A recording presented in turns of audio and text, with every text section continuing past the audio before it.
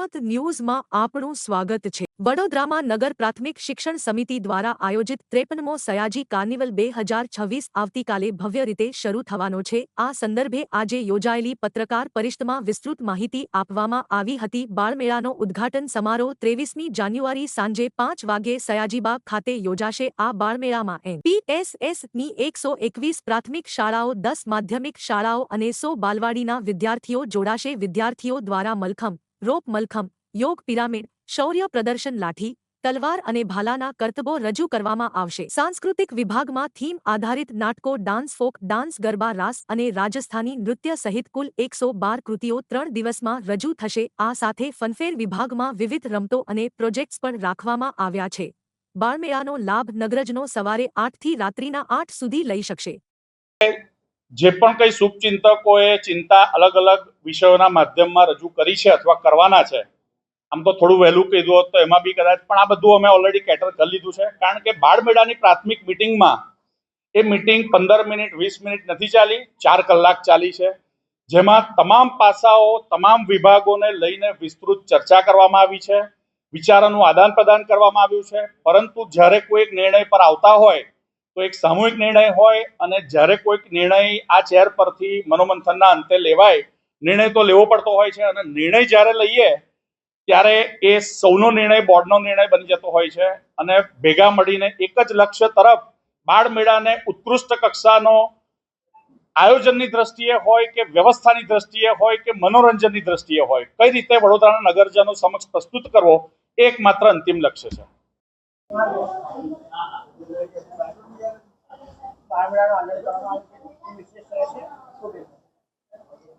વડોદરા મહાનગરપાલિકા સંચાલિત નગર પ્રાથમિક શિક્ષણ સમિતિની ટીમ દ્વારા 53મો બાળમેળો એટલે કે સયાજી કાર્નિવલ 2026 નું તારીખ 24, 25, 26 જાન્યુઆરીના રોજ સયાજી ઉદ્યાન એટલે કે કમાટીબાગ ખાતે આયોજન કરવામાં આવ્યું છે, જેમાં વડોદરાના શહેરી નગરજનો અને બાળકો સવારે 8 થી રાતના 8 સુધી આ બાળમેળાનો લાભ લઈ શકશે।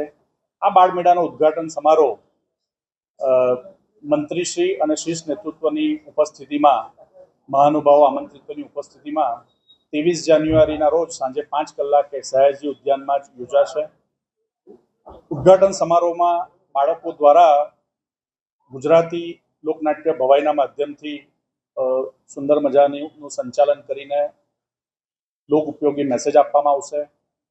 ત્યારબાદ બાળકોને તજજ્ઞ દ્વારા પ્રશિક્ષિત થયેલા અલગ અલગ શૌર્ય પ્રદર્શનના પણ નિદર્શન કરવામાં આવશે। ત્યારબાદ ખાસ કરીને વાત કરું તો અલગ અલગ વિભાગોમાં વૈદિક ગુરુકુલ શિક્ષા પદ્ધતિનો એક પ્લોટ ઊભો કરવામાં આવ્યો છે, જેના માધ્યમથી રાષ્ટ્રીય શિક્ષા નીતિ 2020 અંતર્ગત આપણી પ્રાચીન ગુરુકુલ પદ્ધતિનો પણ બાળકોને માં જાગૃતિ આવે, વિષય ખ્યાલ આવે, અને તેના માધ્યમથી બાળકોને રાષ્ટ્રીય શિક્ષા નીતિમાં ક્લાસરૂમ વર્ગખંડની બહારનું શિક્ષણનું શું મહત્વ છે તેનું જ્ઞાન મળે તે પ્રકારના આયોજનો થયા છે।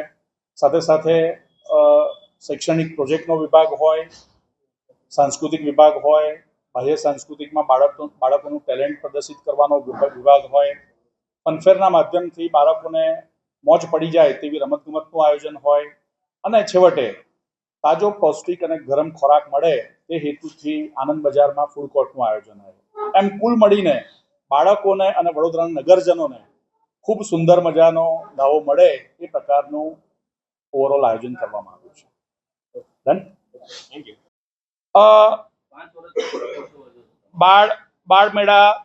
બાળમેળાના સંદર્ભે જે પણ કોઈ બજેટ હોય છે એ અચાનક મહિના પહેલા વિચાર આવ્યો અને એ બજેટ ખર્ચું નાખ્યું એવું હોતું નથી।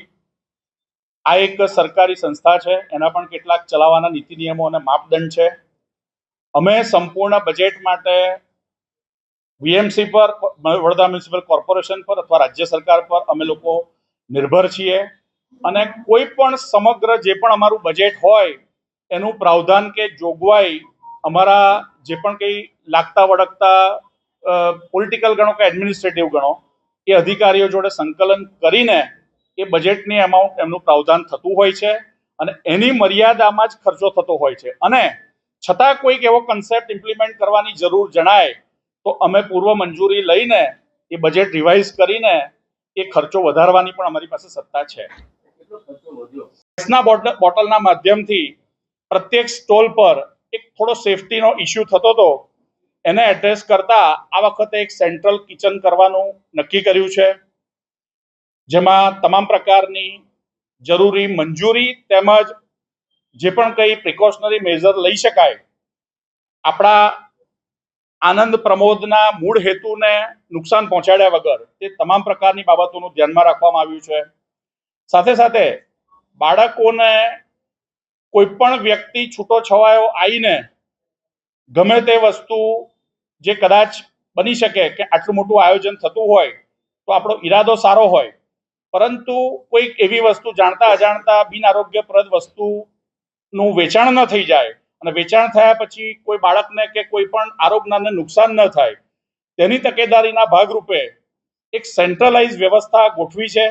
પરંતુ મૂળ હેતુ બાળમેળાનો જે છે કે નગરજનો તેમજ વડોદરાના સમગ્ર બાળકો અને ખાસ કરીને શિક્ષણ સમિતિના બાળકો આનો ખૂબ સારી રીતે આનંદ લઈ શકે, અને એટલું જ નહીં પરંતુ નગર પ્રાથમિક શિક્ષણ સમિતિ એટલે કે સરકારી સ્કૂલના બાળકો પણ આ અલગ અલગ વિભાગોના માધ્યમથી શિક્ષણમાં જ નહીં પરંતુ તમામ ક્ષેત્રે અવ્વલ છે એવી પ્રતિભાને બહાર લાવવાનો એક સામૂહિક ટીમ તરીકે પ્રયાસ કર્યો છે. અસ્તુ વંદે માતરમ. ભારત માતા કી જય.